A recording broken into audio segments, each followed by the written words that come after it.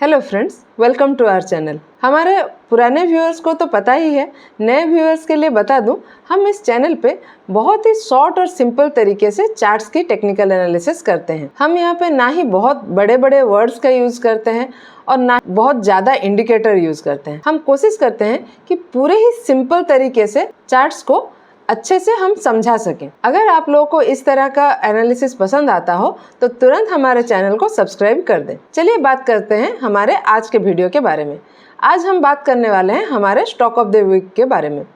हमारा आज का स्टॉक ऑफ द वीक है ITD सीमेंटेशन। चलिए चार्ट पे चलते हैं। क्योंकि ये हमारा स्टॉक ऑफ द वीक है, हम पहले इसको वीकली टाइम फ्रेम में देख लेंगे। आप देख सकते हैं करीब नवंबर 2017 के बाद स्टॉक में प्राइस में गिरावट आई थी और उसके बाद इस जोन में स्टॉक ने कंसोलिडेट किया और फिर 2022 के बाद स्टॉक में फिर से अपवर्ड मूवमेंट आया है और अभी स्टॉक अप ट्रेंड में है और ऑल टाइम हाई के आसपास ट्रेड कर रहा है।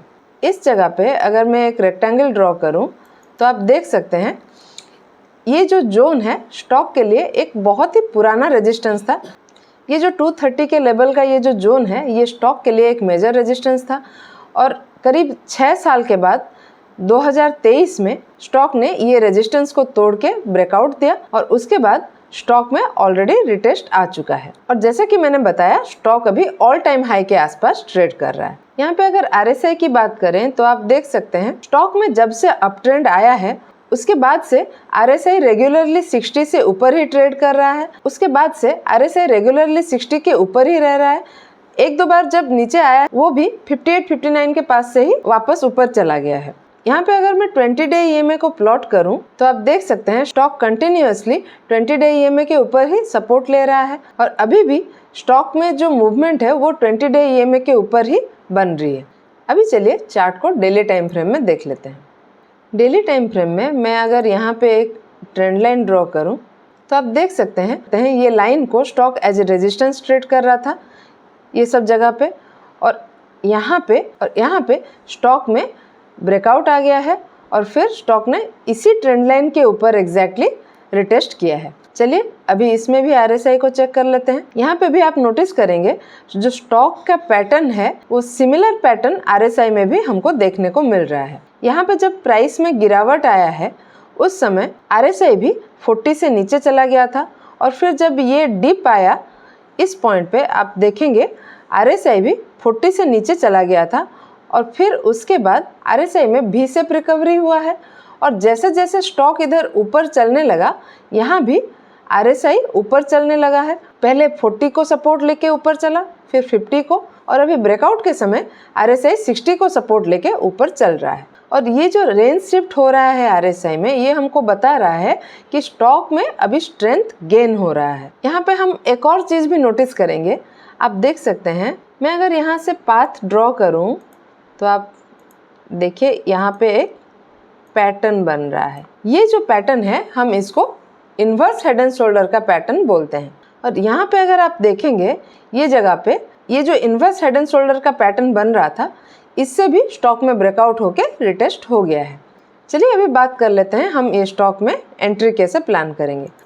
एंट्री प्लान करने से पहले आप देख सकते हैं यहाँ पे अगर मैं एक रेक्टेंगल ड्रॉ करूँ ये जो 365 का लेवल है ये अभी तुरंत हमारे लिए एक रेजिस्टेंस दिख रहा है। तो यहाँ पे अगर एंट्री प्लान करनी हो ये जो रेजिस्टेंस जोन है यहाँ से जैसे ही ब्रेकआउट हो जाता है उस समय मैं अपना एंट्री प्लान करूँगी। यहाँ पे मैं रिटेस्ट के लिए वेट नहीं करूँगी। लेकिन जब मैं जनरली स्टॉक को डिस्कस करती हूँ मैं हमेशा ही बोलती हूँ कि मेरा प्लान रहता है रिटेस्ट में एंट्री करने का, लेकिन मैं यहाँ पर रिटेस्ट पे एंट्री नहीं कर रही हूँ, मैं ब्रेकआउट पे एंट्री कर रही हूँ। तो चलिए ये भी डिस्कस कर लेते हैं कि मैं ब्रेकआउट पे एंट्री क्यों प्लान कर रही हूँ। उसके लिए पहले हम 20 डे EMA को प्लॉट कर लेंगे। 20 डे EMA को आप ध्यान से देखिए। आप देख सकते हैं स्टॉक कंटिन्यूअसली 20 डे EMA के ऊपर सपोर्ट ले रहा था, लेकिन जैसे ही ये एरिया में प्राइस में गिरावट आया आप देख सकते हैं स्टॉक 20 डे EMA से नीचे चला आया था और फिर इस जगह पे एग्जैक्टली स्टॉक ने 20 डे EMA को एज रेजिस्टेंस ट्रीट किया और फिर वहाँ से डायरेक्टली ये प्राइस में बहुत ही बड़ा डिप आया है। उसके बाद जब स्टॉक अपवर्ड मूव करने लगा, इस एरिया में स्टॉक ने वापस 20 डे EMA के ऊपर सपोर्ट लेना चालू कर दिया और फिर ब्रेकआउट के बाद आप देख सकते हैं ये रिटेस्ट भी जो हुआ है एग्जैक्टली 20 डे EMA के ऊपर ही हुआ है और जो कैंडल है वो 20 डे EMA के ऊपर ही सपोर्ट ले रहा है। इसी के साथ मैं एक और पॉइंट डिस्कस करना चाहती हूँ जो मुझे बता रहा है कि स्टॉक में अभी स्ट्रेंथ बचा है। आप देखिए ये जो लोएस्ट पॉइंट है स्टॉक का, उसके बाद स्टॉक में जो मूवमेंट आया है वो धीरे धीरे करके आया है। मतलब यहाँ से स्टॉक सीधा सीधा ऊपर नहीं चढ़ा है, ये पहले इस जोन में कंसोलिडेट किया है और उसके बाद ये जो बॉक्स पैटर्न यहाँ पे बना है, ये पैटर्न का ब्रेकआउट हुआ है यहाँ पे और ब्रेकआउट के बाद स्टॉक में रिटेस्ट भी आ गया है और स्टॉक जो है सपोर्ट से ज़्यादा ऊपर अभी नहीं गया है। तो मुझे लगता है कि स्टॉक में अभी स्ट्रेंथ बाकी है, ये अभी और ऊपर जा सकता है। तो स्टॉक यहाँ पे सीधा सीधा ऊपर ना जाके यहाँ पे अपने लिए यहाँ पे एक बेस बनाया, फिर उसके बाद ऊपर मूव किया है। तो अभी मान लीजिए स्टॉक में कुछ ऐसा मूवमेंट आता है, स्टॉक ऐसे ऊपर चला जाता है, तो अगर मैं यहाँ पे रिटेस्ट के लिए वेट करती रहूँ तो मेरे लिए ये जो मूवमेंट है स्टॉक का ये मिस हो जाएगा। तो स्टॉक अगर ऐसे सीधा सीधा मूव कर जाता है, मान लीजिए 5% या 7% का कोई मूव स्टॉक में आ जाता है, तो मैं इस लेवल पे अपना प्रॉफिट बुक करके स्टॉक से एग्जिट ले लूँगी और वेट करूँगी स्टॉक में इस जगह के आसपास कहीं पे एक रिटेस्ट आ जाए। तो ये तो हो गया एक स्ट्रेटजी। मान लीजिए स्टॉक ब्रेकआउट के बाद ऐसा बड़ा मूवमेंट नहीं दिया और इसी जगह पे ऐसे छोटा मूव दिया, फिर से इस लेवल पे सपोर्ट लेने लगा और यहाँ से ही रिटेस्ट हो गया, तो भी मेरा ऑलरेडी यहाँ पे एंट्री बन गया होगा। मैं यहाँ पे कुछ क्वांटिटी ऐड करके फिर से इस मूवमेंट को कैप्चर कर लूँगी। तो यहाँ पे अगर मैं ब्रेकआउट पे एंट्री कर लेती हूँ, मेरे लिए ये जो मूवमेंट यहाँ पे बनेगा ये कैप्चर करना आसान हो जाएगा। अभी चलिए टारगेट का बात कर लेते हैं। टारगेट के लिए हम पहले चार्ट को फिर से वीकली टाइम फ्रेम में देख लेंगे। स्टॉक में ये जो मल्टी ईयर ब्रेकआउट हुआ है, इस समय एक राउंडिंग बॉटम का पैटर्न बना है। ये जो पैटर्न बना है इसके लोएस्ट पॉइंट से मैं एक प्राइस रेंज ड्रॉ करूँगी, ये रेजिस्टेंस के लेवल तक, और इसको हम प्लॉट कर देंगे हमारे रेजिस्टेंस के ऊपर। तो हमें हमारा पहला टारगेट मिल जाएगा करीब 438 के लेवल पे। चलिए वापस चलते हैं डेली टाइम फ्रेम में। तो यहाँ पे हमारा पहला टारगेट करीब 19% का बन रहा है। चलिए हमारे दूसरे टारगेट को भी देख लेते हैं। दूसरे टारगेट के लिए मैं यहाँ पे हमारा जो हेड एंड शोल्डर का पैटर्न बना था, इसके डेप्थ को ले लूँगी और ये प्राइस रेंज को हम डाल देंगे फिर से हमारे रेजिस्टेंस के ऊपर। तो मुझे मेरा दूसरा टारगेट मिल जाएगा अराउंड 477 के लेवल पे, जो कि करीब 30% का एक टारगेट बन रहा है। अभी चलिए बात कर लेते हैं हमारे स्टॉप लॉस के बारे में।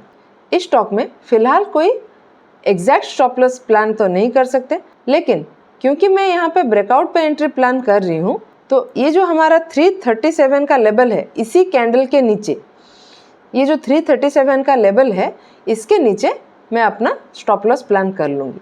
और जैसे ही यहाँ स्टॉक में ब्रेकआउट हो जाता है और यहाँ पे कोई कॉन्फर्मेशन कैंडल बनता है, तो उस समय ये जो कॉन्फर्मेशन कैंडल बनेगा उसके नीचे मैं अपने स्टॉप लॉस को ट्रेल कर लूँगी। या फिर मान लीजिए स्टॉक ऊपर नहीं जाता है, ब्रेकआउट के बाद इसी लेवल पे कहीं पे रिटेस्ट करता है और फिर वहाँ से ऊपर चलता है, उस समय जो भी करंट स्विंग लो बनेगा वहाँ पे मैं अपना स्टॉप लॉस को ट्रेल कर लूँगी। तो फिलहाल कोई डेफिनेट स्टॉप लॉस तो है नहीं, जैसे मेरा एंट्री बनेगा उस हिसाब से मैं अपने स्टॉप लॉस को प्लान कर लूँगी। तो चलिए एंड में शॉर्ट में सारा जो हमने डिस्कस किया उसको एक बार फिर से बता देती हूँ। स्टॉक जो है हमारा ये अप ट्रेंड में है और ऑल टाइम हाई पे ट्रेंड कर रहा है। 20 डे EMA को सपोर्ट ले रहा है। ट्रेंड लाइन जो हमने बनाया था उससे ब्रेकआउट हो गया है।